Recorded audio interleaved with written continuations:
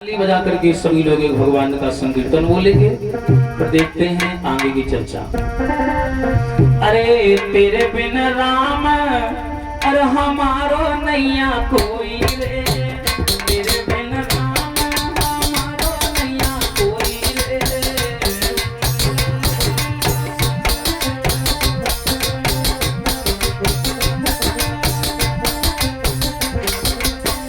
ताली बजा करके भाव से बोले सभी लोग जय हो। अरे तेरे बिन राम हो, तेरे बिन राम हमारो नैया कोई रे, तेरे बिन राम।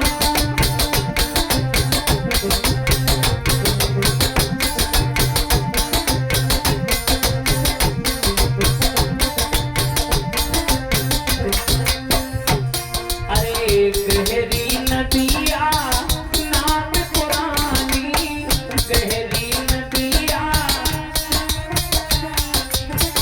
गहरी नदिया नाम पुरानी, गहरी। और मेरी डूबत नाव बचिया नैया कोई रे, डूबत नाव बचिया नैया कोई रे।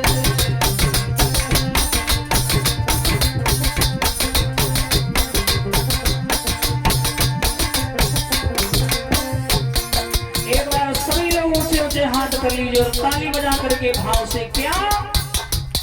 अरे तेरे बिन राम हमारो नैया कोई रे, तेरे बिन राम हमारो नैया कोई रे। हरि बोल।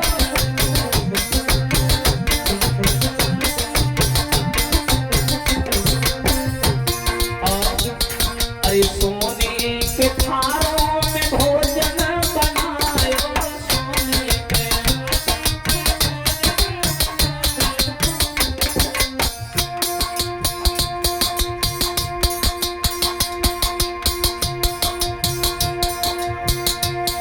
अरे सोने के थारों में भोजन बनायो।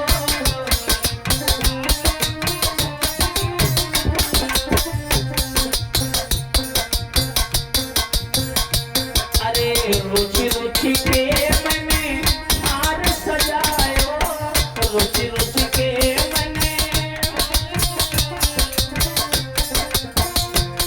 अरे रुचि रुचि के मैंने हार सजायो, रुचि रुचि के मैंने। और मेरो रखो थार, मेरो रखो थाल खवैया नैया कोई रे, रखो थाल खवैया नैया कोई रे।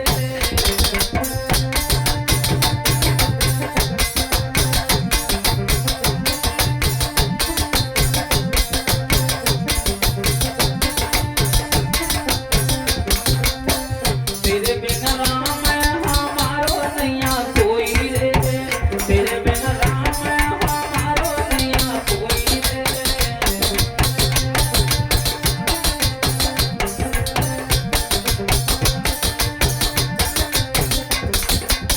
और अरे यमुना जी से मैं जल भर लाई, यमुना। अरे यमुना जी से मैं जल भर लाई, यमुना। और अरे चुनी चुनी फुलवा माला बनाई, चुनी चुनी फुलवा।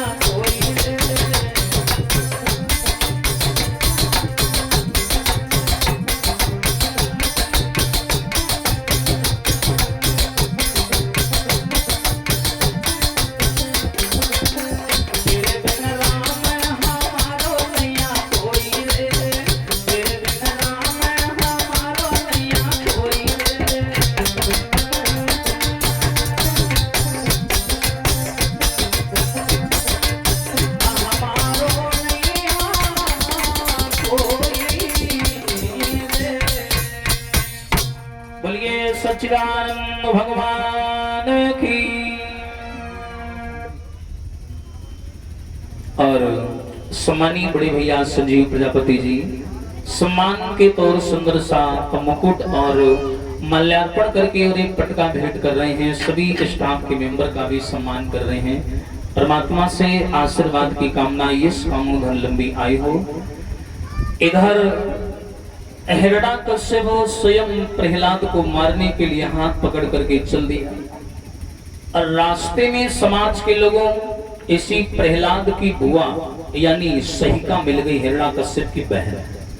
ये वही सहिका है जिसे होलिका भी कहा जाता था। ये सहिका मिल गई। जब सहिका ने देखा तो बोली, भैया गुस्से में जा रहे हो, बड़ा गुस्से में हो, क्या हो गया?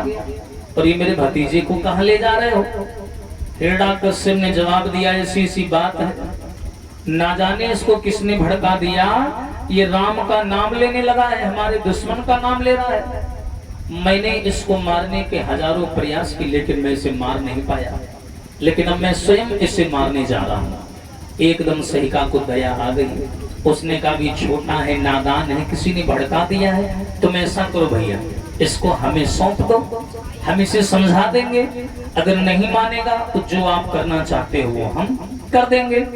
हिरण्यकश्यप बोला चलो ठीक है। बोली आप ना मारो, आप मारोगे तो समाज में लोग क्या बोलेंगे, आपको पिता ने मार दिया, आप रहने दो। हिरण्यकश्यप बोला समझा देना, मान जाए तो मान जाए और ना माने तो उसे मौत के घाट उतार देना। बोले ठीक है। अब ये हिरण्यकश्यप तो प्रहलाद को दे करके चला गया। अब ये हिरण्यकश्यप की बहन ने प्रहलाद को गोद में लिया और कहा कि बेटा तुम्हें मालूम है ये वही राम है जिसका नाम ले रहे हो, इसने तुम्हारे सगे चाचा हिरण्याक्ष का वध कर दिया था, इसलिए इसका नाम न लिया करो। प्रहलाद गोदी से निकल के बाहर आए और कहा कि बुआ तुमको इतना मालूम है कि हमारे राम ने चाचा को मारा, लेकिन एक तुम्हें पुरानी बात मालूम है? बोले कौन सी बात? देखो प्रहलाद ने कैसे माहौल बदल दिया। प्रहलाद बोले सुनो हमारी बात। बोले क्या?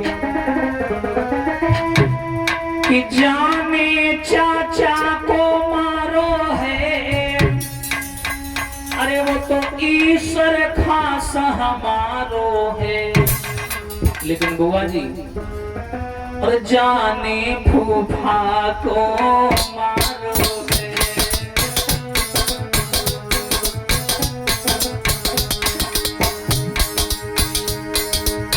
अरे जाने फूफा को मारो है, और वो तो भैया सब तुम्हारो है।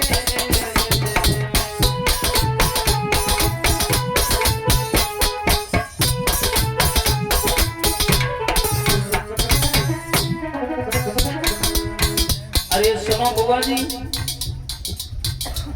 आपको नहीं मालूम जिसने हमारे चाचा को मारा वो तो हमारे राम है, और लेकिन जिसने तुम्हारे पति को मारा वो तो तुम्हारा सगा भाई है, यानी हमारे पिताजी। ये बात भूल गई तुम? बोले क्या? बोले हाँ। हरि जाने चाचा को मारो है, वो तो बबुला खास हमारो है, यानी राम जाने फूफा को मारो है, जाने फूफा को मारो है, वो तो भैया सब तुम्हारो है।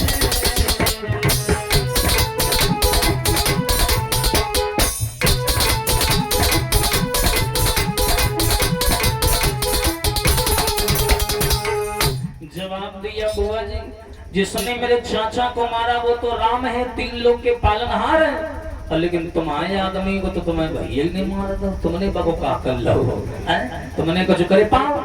जो इतनी बात प्रहलाद की सुनी, एकदम सहिका को पुरानी बात यानी पुराना जख्म हरा हो गया। सहिका ने प्रहलाद को गोदी से धक्का दे दिया, पुरानी बात याद आ गई। समाज के लोगों इसी सहिका के पति को हिरण्यकश्यप ने मार दिया था। कब मारा था? ये उस समय की बात है समाज के लोगों, जब हिरण्यकश्यप ने वरदान नहीं प्राप्त किया था। तो ये सहिका जो हिरण्यकश्यप की बहन थी, तो हिरण्यकश्यप ने पूरे राज्य में घोषणा करवा दी कि मैं अपनी बहन की शादी उसी इंसान से करूंगा जो युद्ध में हमें हरा देगा। तो संयोग नगरिया का रहने वाला एक विप्रचित नाम का राजा, उसने हिरण्यकश्यप की चुनौती को स्वीकार किया और वहां से चल करके ये भैया हरदोई में आया और हिरण्यकश्यप से युद्ध किया और युद्ध में हिरण्यकश्यप को हरा दिया। हराने के बाद में ये सहिका से शादी करके लेकर के चला गया।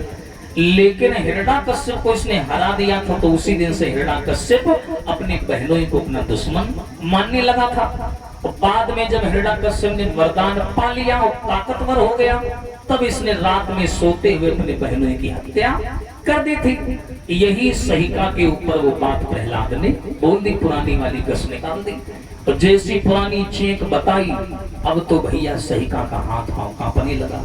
बोली बात तो सही कह रहा है, इसी प्रहलाद के पिता ने मेरे पति को मार दिया था, अब ये बदला लेने का मौका बढ़िया है। मैं प्रहलाद को मार करके अपने पति की मौत का बदला लूंगी। अब इसने पूरा फैसला कर लिया और इसने क्या किया, समाज के लोगों, इसके पास में एक शीतला चीर था। चीर का मतलब दुपट्टा, एक शीतला चीर था और उस चीर की ये तासीर थी, अगर जब तक ये शरीर पर रहेगा तब तक ऊपरी किसी भी बुरी चीज का असर नहीं होगा। तो सहिका ने सोचा एक काम करते हैं, चिता तैयार करते हैं और उस चिता में हम बैठ जाएं और प्रहलाद को लेके बैठ जाएं और हम चीर ओढ़ लेंगे, प्रहलाद जल के राख हो जाएगा और हम बच जाएंगे। ये सहिका को चीर मिला कैसे, आइए ये चर्चा भी सुन ले। जब हिरण्यकश्यप को विप्रचित ने युद्ध में हरा दिया और शादी करके ये सहिका को लेकर के जब अपनी ससुराल जा रहा, अपने घर जा रहा था, तो रास्ते में समाज के लोगों शीतला मैया का मंदिर पड़ा। यहाँ हरदोई से शादी करके विप्रचित जो संयोग नगरिया झांसी में पड़ता है, और वहां की ओर जब जाने लगा तो रास्ते में मैनपुरी में आप लोगों ने देखा होगा शीतला माँ का मंदिर पड़ता है। इस मंदिर पे वो पहुंचा, मंदिर के नीचे से जा रहा था, तब ये मंदिर बहुत ऊंची चोटी पर बना हुआ था, चारों तरफ जंगल ही जंगल था।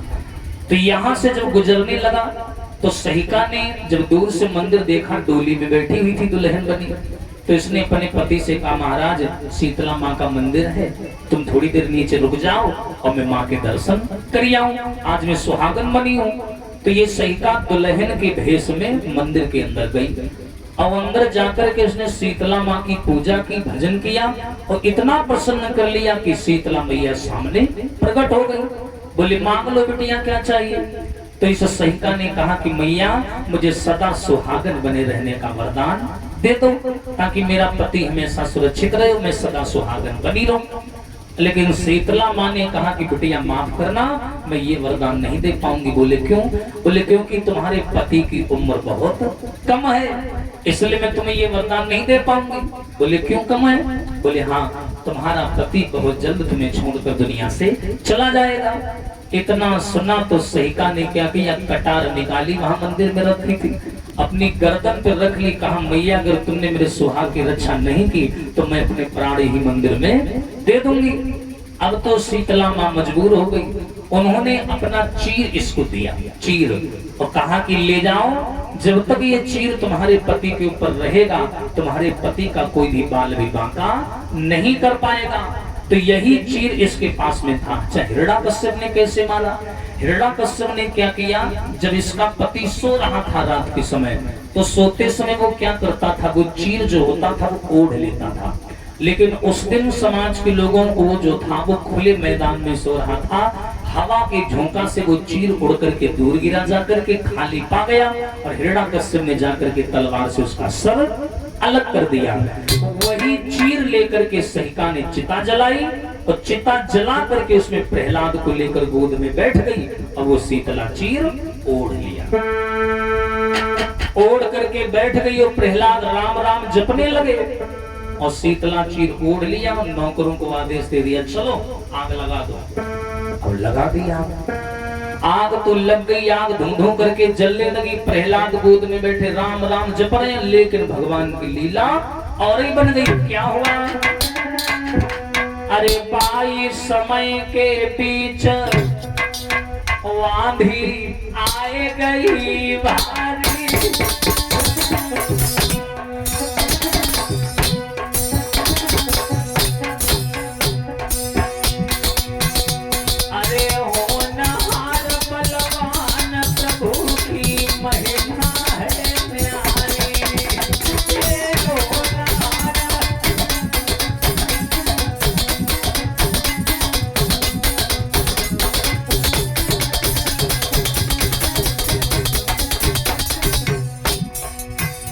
ये सैका लेकर के प्रहलाद को बैठ गई, लेकिन आंधी आ गई, आंधी। अरे प्रभु ने खेल दिखाई और उड़ो शीतला चीर तुरंत प्रहलाद पे आई गयो। शीतला चीर तुरंत बेटा पे आई गयो।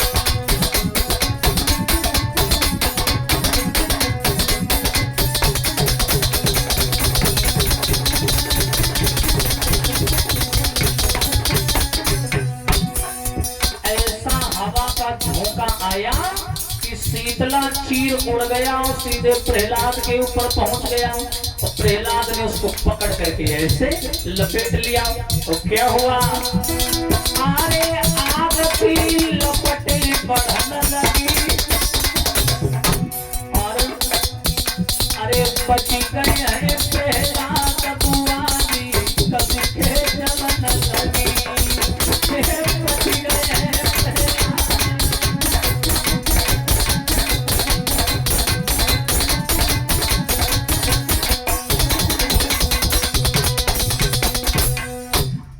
चीर उड़ा प्रहलाद के ऊपर आ गया।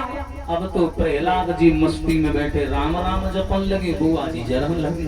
और जब बुआ जी बरन लगी, बुआ जी चिल्ला लगी कि बचाओ, तो नौकर कहने लगे बुआ जी कह रही और कंडा लाओ। तो वे और कंडा झोंकन लगे। बुआ जी कहाँ नाव से भेजा, हम कह रहे बचाओ, बुआ जी कह रही और इधर लाओ, वे और इधर झोंकन लगे। 5 मिनट ना लगे, बुआ जी भुट्टा है। हाँ, आग बुझी और बुझने के बाद में बुआ जी को कोई नमो निशान कहाँ चली गई। और प्रहलाद जस के तस बैठे और राम राम जपन लगे।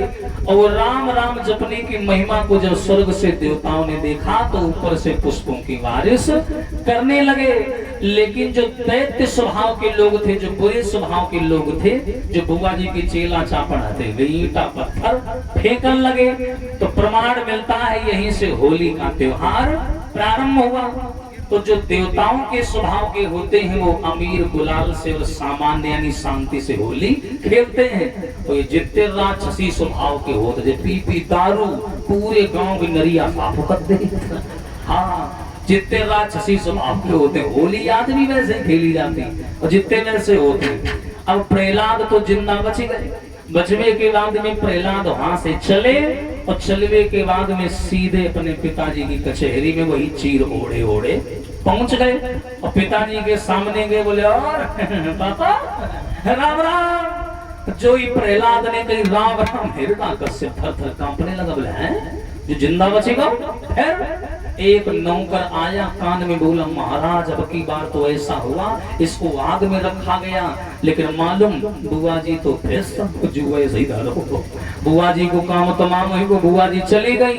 अब तो एक तो बहन के मरने का गम और दूसरा भैया दुश्मनी। हिरण्यकश्यप बोला बहुत हुआ, दूसरों के हवाले कर करके मैंने देख लिया, लेकिन ये मर नहीं रहा है, अब इसको मैं स्वयं मारूंगा। नौकरों को आदेश कर दिया, बोले जाओ एक लोहे का खंभा मंगवाओ, इतना गर्म करवाओ, इतना गर्म करवाओ कि दूर से देखो तो लाल लाल दिखाई पड़े। लोहे का खंभा गर्म करवाया गया। गर्म करवाने के बाद में बीच मैदान में वो खंभा गाड़ा गया और हिरण्यकश्यप ने प्रहलाद का हाथ पकड़ा, खींचते हुए ले गया और खंभे के सामने खड़ा किया और ऐसे तलवार निकाली और गाली दे, ये खंभा देख रहा है, इसी में बांध के मारूंगा तुझे।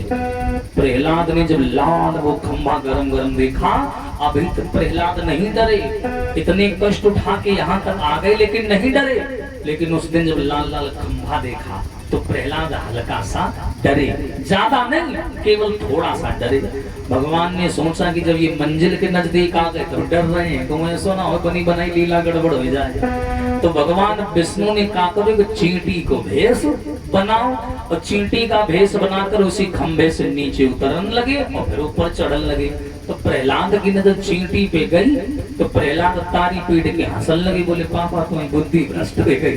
बोले काहे? बोले जब जब चींटी को ना कुछ हो रहा तो हमें क्या हो, जब चींटी का कुछ नहीं हो रहा तो हमें कहां से होगा। अब तो हिरण्यकश्यप और क्रोध में आकर बोला हो गया, बोले बता तेरा राम कहाँ है? तो प्रहलाद बोले सुनो। अरे बोले प्रहलाद राम मेरा, अरे व्यापक सारे संसार में है।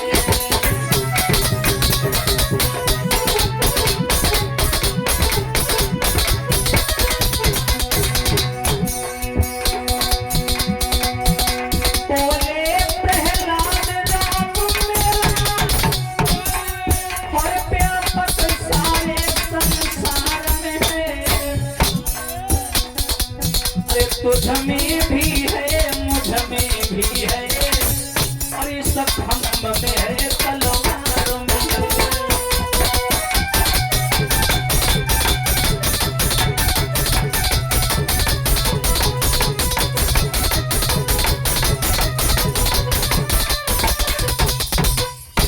प्रहलाद ने कहा कि क्या पूछ रहे? बोले बता तेरा राम कहाँ है? तो बोले प्रहलाद राम मेरा व्यापक सारे संसार में है, तुझ में भी है मुझ में भी है, इस खम्भ में है तलवार में है।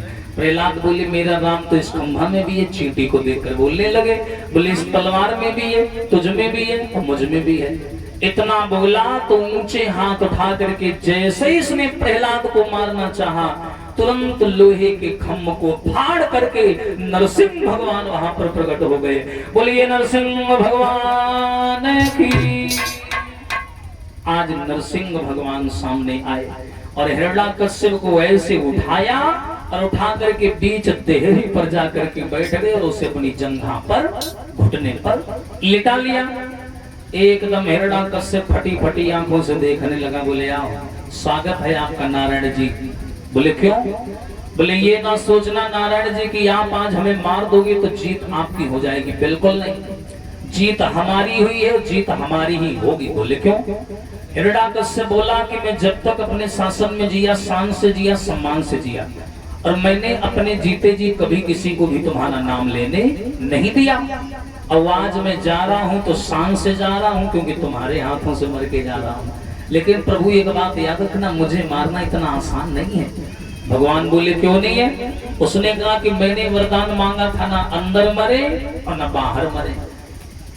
भगवान बोले परेशान ना हो, तुम नीचे देखो तुम अंदर हो कि बाहर हो। बीच देहरी पर उसको ले लिया। उसने कहा मैं फिर भी नहीं मरूंगा क्योंकि मैंने वरदान मांगा था ना नर से मरे न पशु से मरे। भगवान बोले हमारे चेहरा की ओर देखो, हम तुम्हें नर लग रहे हैं कि पशु लग रहे हैं? उसने कहा कि ऐसा विचित्र आदमी तो मैंने कभी देखा ही नहीं। बोले हिरण्याकश्यप बोला मैं फिर भी नहीं मरूंगा। बोले मैंने वरदान मांगा था ना अस्त्र से मरे ना शस्त्र से मरे। भगवान ने लंबे लंबे नाखून निकाले। बोले देखो ये लोहा के हैं कि प्लास्टिक के हैं, काहे के हैं? उसने कहा ये तो बड़े विचित्र हैं। बोले मैंने वरदान मांगा था ना दिन में मरे न रात में मरे। भगवान बोले ध्यान से देखना, दिन है और न रात है, संध्या का समय है। उसने कहा मैं फिर भी नहीं मरूंगा। बोले क्यों? बोले मैंने वरदान मांगा था न साल के 12 महीनों में मरे। भगवान बोले परेशान ना हो, हमने तुम्हारे अलग से महीना बना हुआ है। हम तो प्रकृति के रक्षक हैं, हमारा बनाया हुआ संसार है तो हम तो कुछ भी कर सकते हैं। इसलिए मैंने तुझे मारने के लिए एक मलमास का निर्माण किया है। इतना बोलने के बाद में भगवान ने अपने बड़े बड़े नाखून उठाए और हिरण्याकश्यप के पेट को फाड़ दिया। और फाड़ने के बाद में भगवान इतना गुस्से में थे, पेट को फाड़ते चले जाएं, फाड़ते चले जाएं। प्रहलाद से नहीं रहा गया।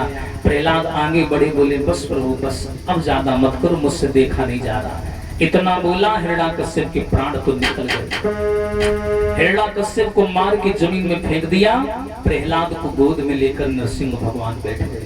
वो रूप इतना भयानक था, एकदम नरसिंह भगवान बोले बेटा इतनी कम उम्र में तूने मुझे यहाँ आने पर मजबूर कर दिया, मांग ले तुझे क्या चाहिए। यहाँ कोई सांसारिक मनुष्य होता तो धन दौलत मांगता, लेकिन प्रहलाद ने ऐसा कुछ भी नहीं मांगा। प्रहलाद ने कहा महाराज मेरे पिता ने जिंदगी भर पाप किए, जनता को सताया, प्रजा को सताया, कभी आपका नाम नहीं लिया, तो तुम एक काम कर देना, जो मैंने पुण्य किया है मेरे पुण्य का फल मेरे पिता को दे देना, उन्हें नरक ना भेजना, उन्हें स्वर्ग भेज देना।